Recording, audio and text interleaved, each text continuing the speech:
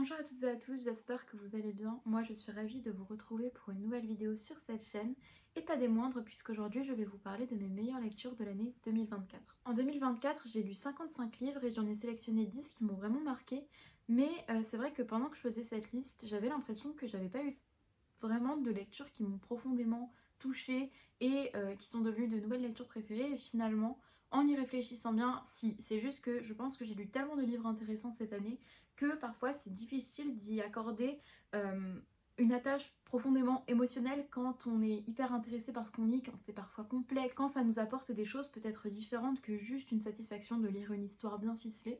Et quand même, il y a des textes qui m'ont très touchée et j'ai besoin d'en parler avec vous, surtout que j'étais pas présente sur cette chaîne pendant un an.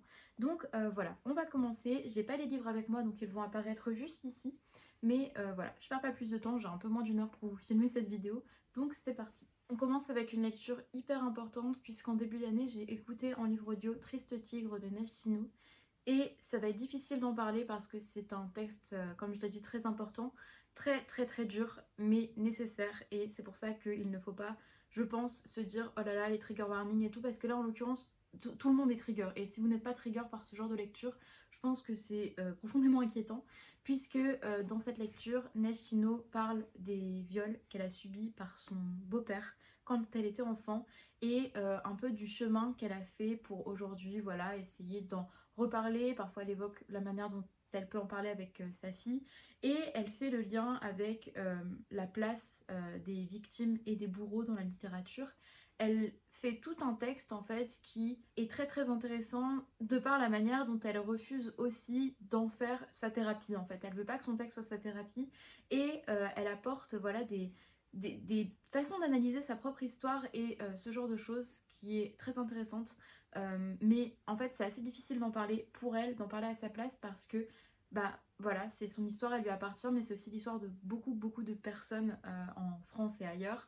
Et je pense que tout ce que je peux vous conseiller pour ne pas risquer de mal en parler, c'est soit de lire le titre s'il vous intéresse, mais aussi d'aller voir ses interviews. Parce qu'elle a une façon d'évoquer son histoire qui est plutôt intéressante. Et elle refuse aussi de signer une œuvre qui ne soit qu'un témoignage de violence. Elle pousse ça vers plutôt une analyse sociétale, littéraire de voilà, la manière dont la culture elle contribue aussi à fabriquer des bourreaux ou à du moins douter de la parole des victimes. Et voilà, c'était extrêmement fort, extrêmement juste, très dur à écouter. Moi en fait j'avais peur de base de le lire parce que bah voilà, je me sentais pas prête et en même temps je pense qu'on n'est jamais prêt pour ça.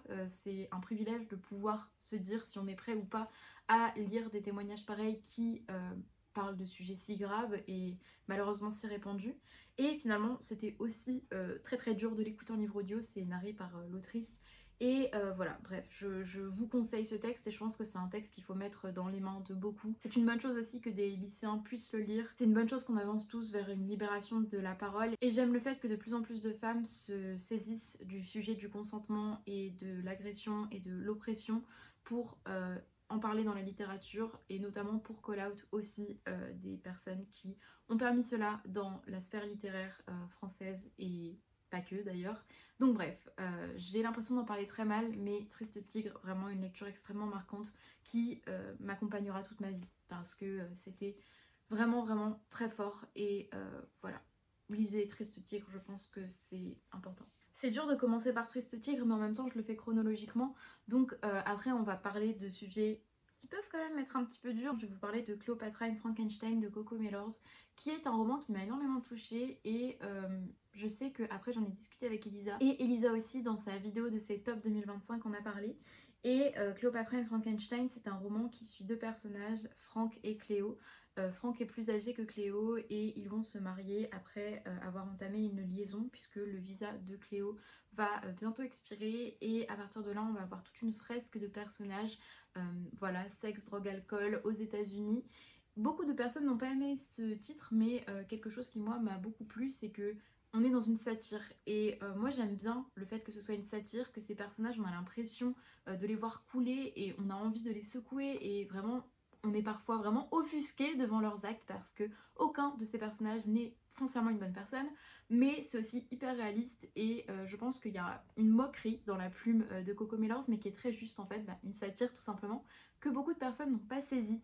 J'ai vu beaucoup d'avis de gens qui ont pris ça pour de la romantisation de pratiques graves et dangereuses, alors que moi j'avais l'impression de saisir à ma lecture voilà, l'ironie derrière cette fresque de personnages.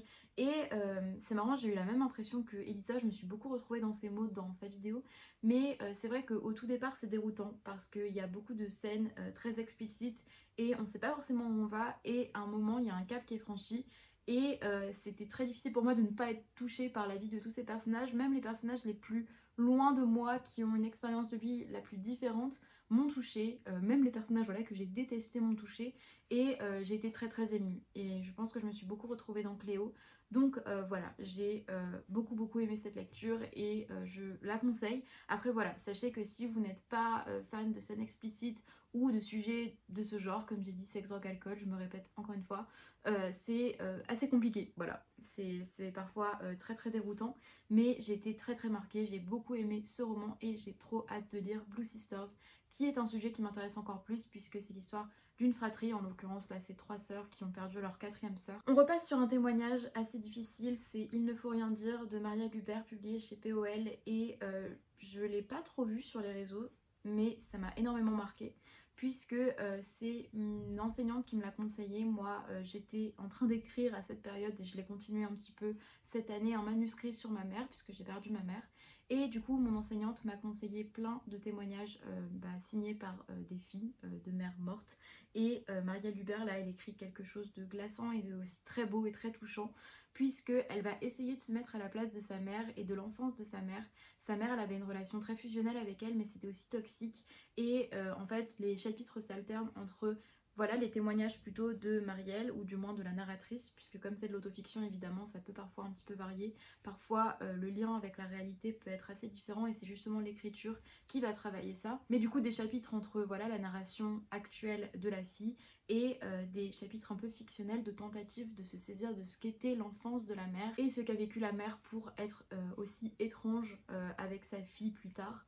Et j'ai trouvé ça très fort, très beau. Il y a une forme de naïveté dans la plume parce que parfois Maria Lubert elle donne la parole à des personnages, du moins à sa mère personnifiée enfant, et il y a une forme d'innocence qui vient frapper au plus profond du cœur quand on se rend compte des violences subies génération après génération.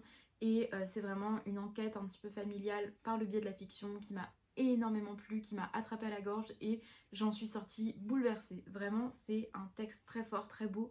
Voilà, il faut avoir les nerfs solides parce que c'est pas des sujets jolis et pourtant très nécessaires. Moi, je me suis retrouvée dans ce texte, je me suis retrouvée dans ce deuil, dans ce rapport à la mère compliqué et j'ai vraiment aimé ce texte. Donc si je peux donner envie à d'autres personnes de découvrir Maria Lubert, qui en plus a une plume singulière et très belle, franchement, foncez. On va passer à des sujets un petit peu plus légers. Je vais vous parler de 2 mangas. Tout d'abord Jean Bride de Hitomi Takano. Il n'y a pour l'instant que 3 tomes publiés et au tout départ, voilà, j'étais pas encore complètement satisfaite de ma lecture. À la fin du premier tome, j'ai trouvé ça bien, mais il me manquait quelque chose. Et avec le temps, avec les tomes, en fait, j'ai vraiment appris à adorer cette histoire. Ce n'est pas terminé, mais en gros, c'est l'histoire d'une jeune femme qui a la trentaine et qui va se rendre compte qu'il se passe quelque chose d'étrange avec une amie qu'elle avait au lycée qui a disparu et en même temps elle n'a pas forcément tous ses souvenirs. Elle va rencontrer un jeune homme qui est le fils de la directrice de l'établissement dans lequel ils étaient et en fait on se rend compte que c'est une dystopie puisqu'il y a des histoires de clonage et de mystères autour de cet établissement qui prétend vouloir protéger des élèves qui ne subissent pas une sorte de brouillard, une sorte de pollution qui touche toute la population. C'est très mal expliqué parce qu'en fait encore aujourd'hui, moi au 3e tome, il y a plein de mystères pas encore résolus et donc j'essaye de vous en parler d'une façon qui peut vous donner envie, mais voilà, c'est une enquête et en même temps on a des personnages hyper attachants. Et moi ce que j'ai aimé le plus, bon déjà il y a les dessins que je trouve très beaux, mais ce que j'ai aimé le plus c'est que en fait dès le début on voit que le personnage principal parle du sexisme de la société japonaise et d'à quel point c'est dur d'être une femme qui travaille, qui rentre chez elle et en fait il y a des pervers qui la suivent. Et en fait c'est une représentation du sexisme et de la difficulté d'être une femme, même dans un pays dans lequel les femmes ont plus de droits que dans d'autres, puisque voilà, les hommes sont en danger et les hommes, même quand ils pensent bien agir, peuvent malheureusement causer des choses très graves et voilà, faire qu'une femme ne se sent plus en sécurité dans la société. Et je trouve que c'est trop rafraîchissant de voir ça dans un manga. Puisque moi en fait j'ai pas lu beaucoup de mangas dans ma vie, mais j'en lisais pas mal quand j'étais ado, jeune ado en fait malheureusement. Puisque j'ai été très choquée et je pense que ça m'a vraiment marqué de la représentation des femmes, mais surtout des jeunes femmes et parfois des jeunes filles sous le stylo de mangaka hommes cinquantenaires pervers qui trouvaient ça rigolo sûrement mais en même temps il y a tout un marché là-dessus, de représenter des filles adolescentes dans des tenues parfois non, ou des positions qui ne devraient pas être associées à de jeunes personnages comme ça. Et moi j'ai toujours du coup vraiment du mal à lire des mangas parce que parfois je lis une très belle histoire et en fait il y aura quand même des personnages femmes hyper sexualisés ou avec des corps complètement improbables, irréalistes et qui créent aussi des complexes aux jeunes femmes qui peuvent tomber sur ce genre de manga. Je m'exprime encore une fois très mal, j'ai l'impression de partir dans tous les sens, mais bref, il y a une dimension féministe dans ce manga que j'avais lu nulle part ailleurs et je suis très très heureuse du coup de m'être laissée tenter par Jean Bright que j'ai acheté sur un coup de tête et je vous le conseille. En plus c'est un manga en 5 tomes je crois seulement, donc c'est une série courte qui va bientôt se terminer et si vous n'avez pas envie de vous embarquer dans des mangas qui vont durer 20, 30, 40 tomes, ça peut être une bonne recommandation. Un autre coup de cœur énorme en termes de manga cette année, c'est Jimbocho Sisters de K-Toon et pour l'instant il y a 3 tomes.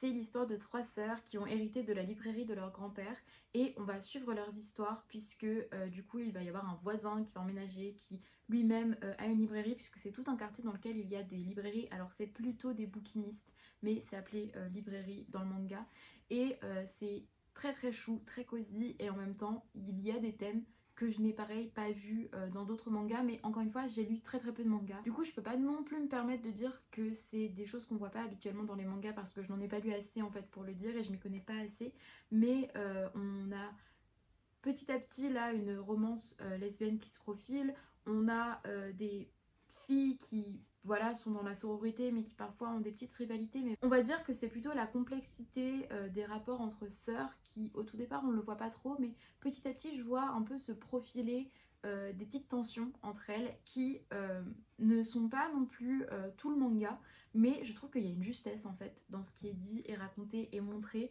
Je trouve que c'est très contemporain, c'est vraiment la vie de 3 jeunes femmes qui vivent seules dans notre siècle et bon c'est aussi cosy donc c'est aussi idéalisé parce qu'évidemment voilà on est là pour passer un bon moment, mais c'est super le rapport avec les bouquins, le rapport avec ce voisin qui emménage, c'est tout doux, c'est pas forcément que de la romance en fait, c'est juste des petites histoires, enfin il y a une grande trame quand même, il faut retrouver un livre que cherche du coup ce voisin, mais il y a quand même des petites histoires dans la grande histoire et je trouve ça très beau, très juste, très bien dessiné, j'adore le style et c'est hyper chou. Et je pense que c'est un manga pour tous les amoureux des livres et c'est trop trop bien de voir, voilà, des jeunes femmes représentées autrement qu'à travers la romance et c'est trop cool, vraiment trop trop bien.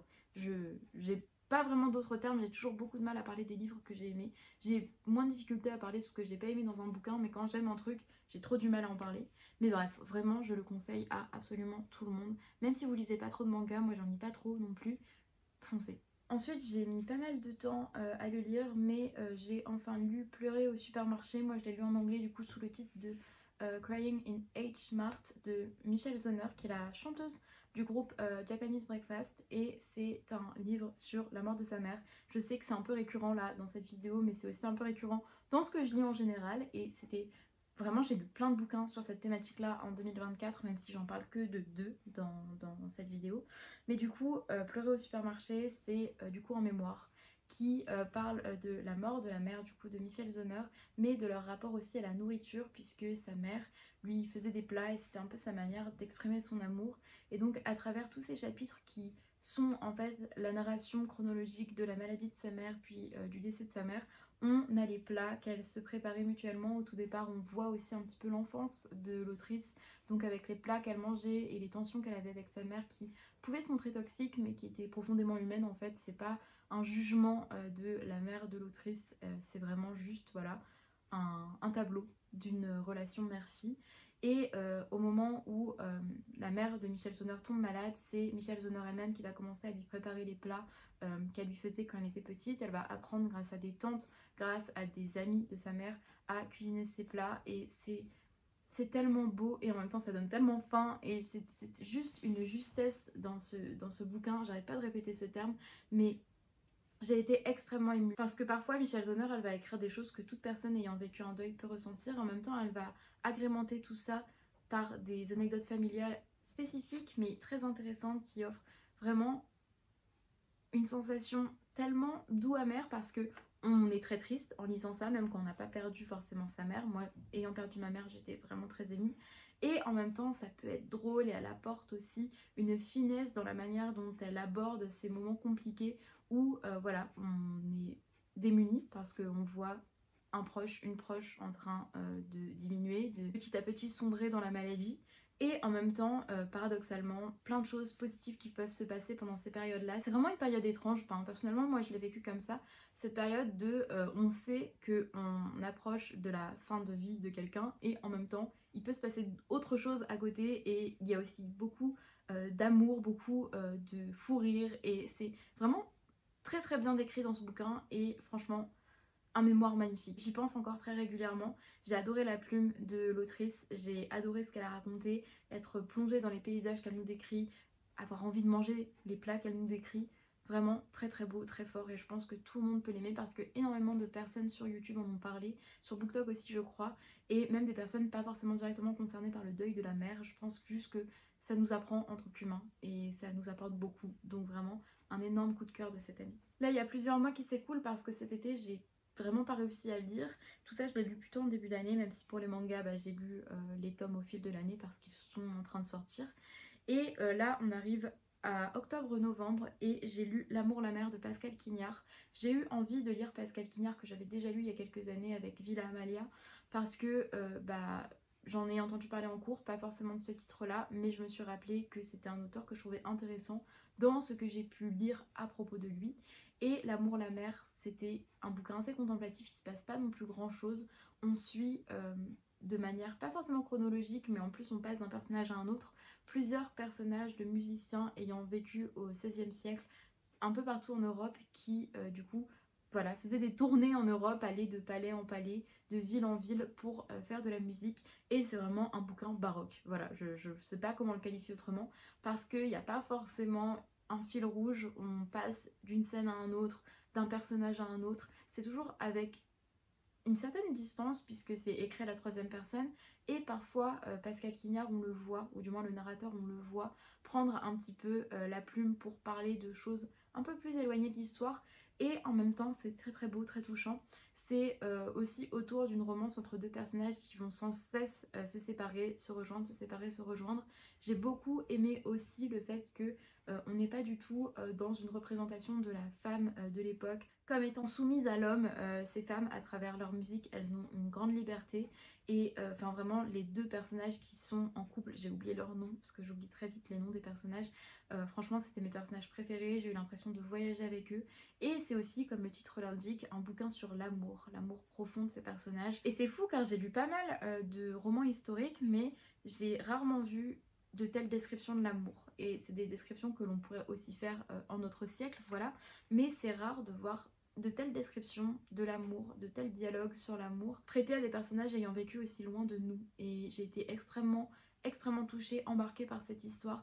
La plume de Pascal Quignard je la trouve très singulière, très belle, il est très intelligent, on sent à sa plume qu'il est très intelligent, ça veut pas dire qu'il emploie forcément des mots compliqués, même si on est quand même plongé dans la musique de l'époque donc j'ai appris quand même des termes que j'ai oubliés évidemment parce que j'oublie tout, mais franchement voilà, c'est savant sans pour autant être inaccessible. C'est très beau, très juste. Je pense que pas mal de personnes ne vont pas forcément aimer parce qu'il n'y a pas vraiment de trame narrative. Il y a eu pas mal de moments au début où je savais pas où on allait, en fait il faut juste se faire embarquer et c'est juste très beau. Voilà, j'ai pris en photo plein de passages que j'ai beaucoup aimé. L'amour, la mer, vraiment un gros coup de cœur et pareil j'en ai très très peu entendu parler donc voilà, franchement magnifique et ça m'a donné envie de lire plus de Pascal Quignard mais aussi plus de bouquins qui se passent à cette période-là.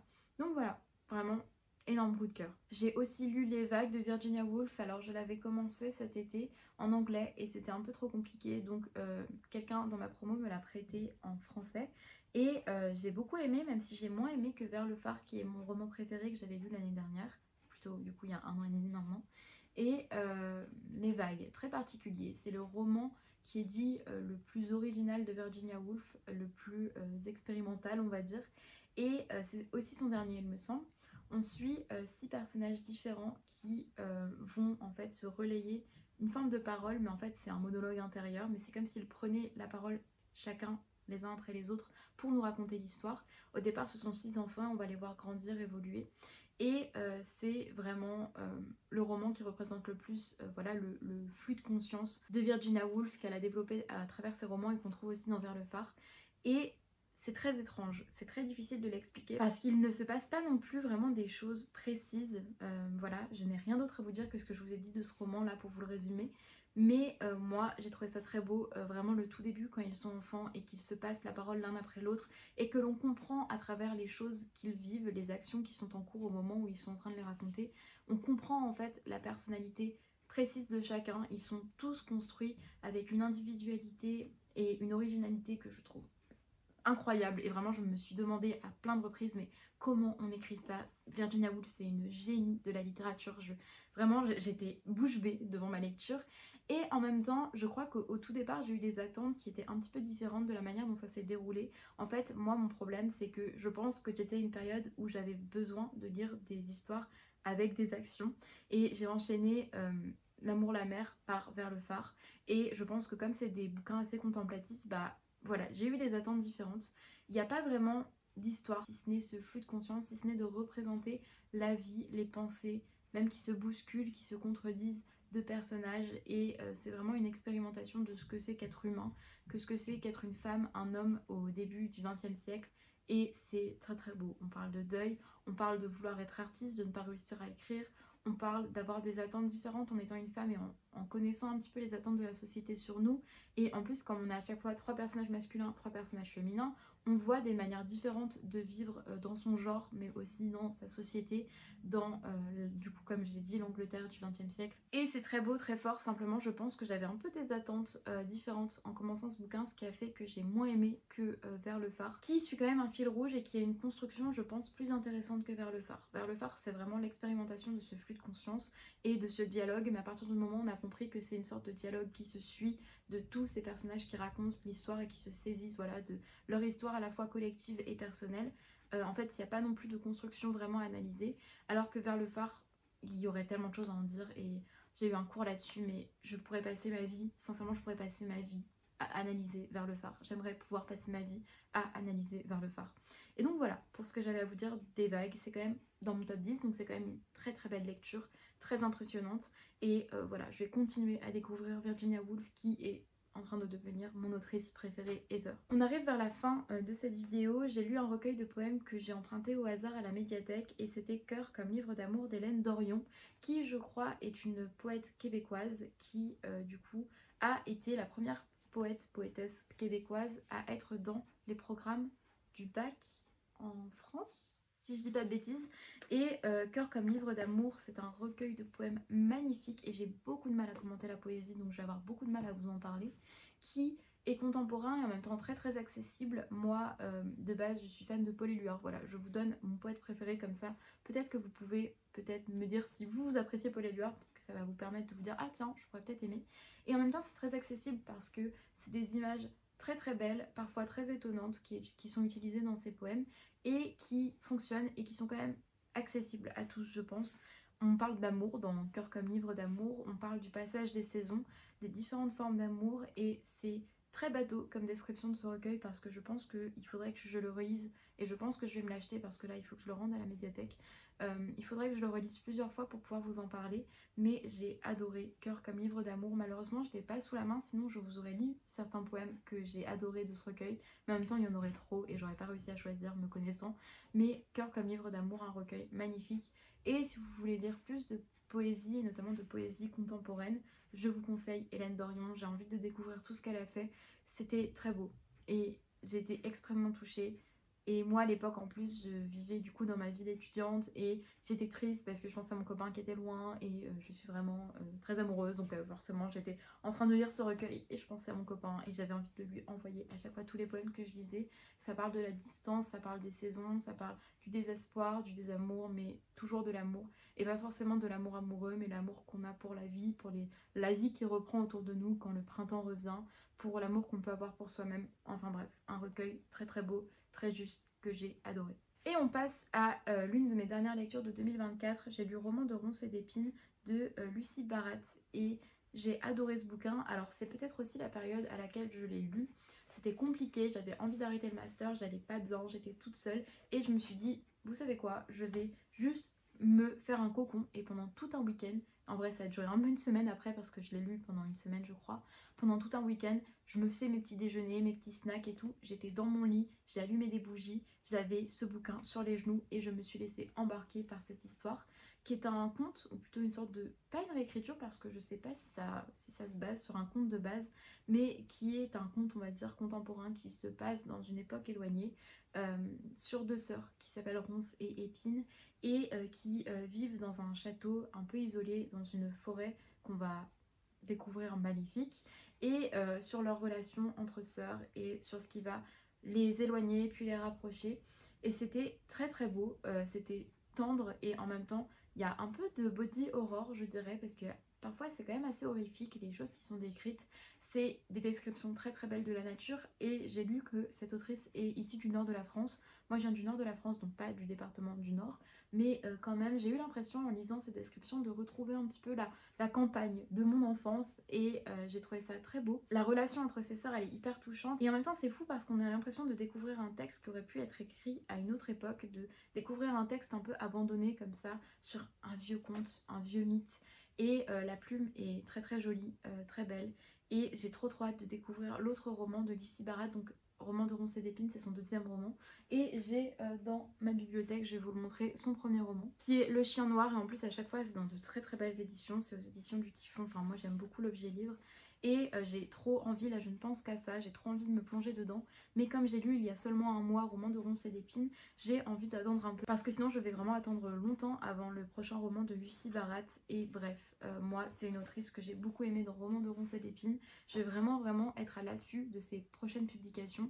et je vous le conseille. Après ça reste assez simple, c'est pas une histoire dans laquelle il se passe non plus énormément de choses mais j'ai trouvé ça très plaisant et je pense que c'est tombé au bon moment pour moi. Je pense que si j'avais lu ce roman à une autre période, ça l'aurait pas fait, peut-être cet été quand j'arrivais pas à lire grand chose et que j'avais besoin de trucs avec de l'action, peut-être que j'aurais moins aimé, mais en tout cas j'ai trouvé ça très beau, très doux, ça m'a fait penser à l'enfance, ça m'a fait penser à des choses moins joyeuses que l'enfance et voilà, c'était excellent pour moi, très très bien et je le conseille à beaucoup, je pense que ça peut faire beaucoup de bien. C'est tout pour cette vidéo, j'ai eu beaucoup de mal à la faire parce que j'ai vraiment mal à la gorge et que j'ai l'impression que je suis en train de tomber malade et j'ai aussi plus trop l'habitude de vous parler de bouquins donc là c'était dur de vous parler de ça mais voilà, c'est mes titres préférés de 2024, n'hésitez pas à me dire dans les commentaires ce que vous avez lu, ce que vous avez aimé, si certains de ces titres vous intéressent, si vous les avez lus, pas aimés, etc.